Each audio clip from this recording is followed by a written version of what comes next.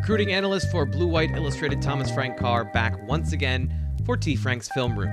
Today we're taking a look at three-star edge defender from Pittsburgh, Tyreese Fearbry. Now, Fearbry to me is the biggest boom or bust player that I've evaluated so far in the Penn State recruiting class for 2022.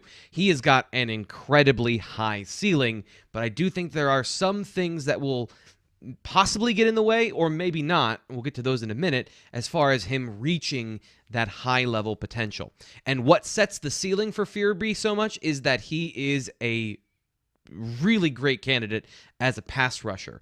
He has all the tools to be a premier edge rusher where he's 6'5", long frame, and can bend the edge. You can see how he can dip his shoulder and get underneath tackles and use that angle to shorten his distance to the quarterback, and he's exhibiting multiple pass rushing moves already. Again, you can see him dip the corner here and beat the tackle just with angles and not necessarily even having to use his hands all that much. He exhibits a good spin move, a little bit of a bull rush, and while I don't know that that's a big part of his game, the length and the size are all there to make it part of the game eventually if he learns to use that. So as far as a pass rusher, he's got all the tools to be a difference maker.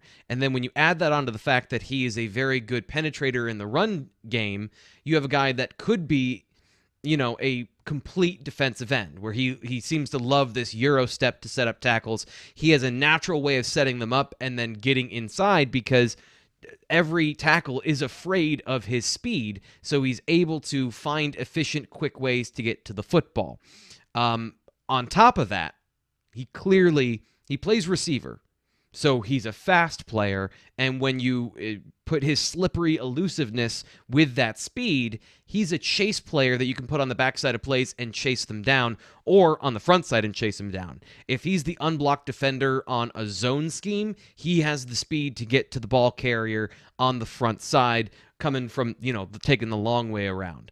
And that makes him a really valuable piece in this class, and one that I think when you talk again about upside, he has just as much upside as some of the other guys in this class. But with all that speed and being 220 pounds, looks like on film, at 6'5", big frame, especially in his upper half, he's got broad shoulders, and again, he has those really long arms. So he might naturally be able to play at a 250-pound sort of weight. The question then becomes, can he get there? And as a guy who uses elusiveness more than power, is he a finesse player? And I think I have some concerns about that, because when you watch his play at the point of attack, first off, he is so elusive that there's very few times that he actually has to stack and shed, or he has to hold the edge because he's making every blocker miss. But when he does, you can see he plays high and he tries to run around the block instead of, again, using that same skill that he has as an edge rusher to bend and get underneath. He doesn't use that enough as a run defender at the point of attack. So that's something you want to see going forward, you want to monitor. But even if he is more of a finesse player, I think the value is still there, and the high-end abilities that he exhibits are more than outweighing the question about whether he's a good run defender or not. And there is evidence that he likes contact, especially as a receiver. Now, is that a penalty at the top of the screen? Sure. Is it the first play of the game, and is he a tone setter? Yes, he is. Especially these plays at receiver, you see I don't know, I don't want to say enjoy, but he seems to be fine with initiating contact.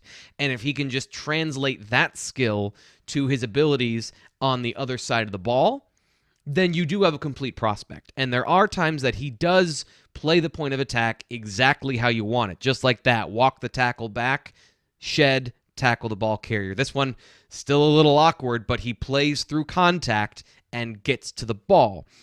And it's about just showing these things on film, showing the ability to do them, and then it's about the consistency at the next level and taking the coaching to get that out of him more. Now, the final part is that when I look at his frame, I see a guy that's got a big frame, yes, and he may naturally, when he's all done growing, be 255 pounds. But where the weight is distributed is different for every big-framed individual. I think he's got a narrower waist than you'd like for the position, and I don't know, and I mean that, I don't know, I'm not saying he can't, I don't know if he's going to be able to add that lower body weight and become the full-on, all-of-it prototype at the defensive end edge rusher position. He may never be an overtly, violently strong guy. He may always be a little bit more of an elusive, more so than a complete power and speed guy. But either way, the potential is there, and you see the productivity on film, so he's an absolute yes as far as is he a good prospect. This is the sort of 3-star with a lot of upside that you should be looking for. But remember, upside doesn't guarantee that you get there. Not everybody develops the same way, and it may be a little bit longer. He may take a little longer to develop physically and fill out that big frame than some of the other guys in this recruiting class. But still, Penn State gets another really good defensive line prospect with Tyreese Fearbry.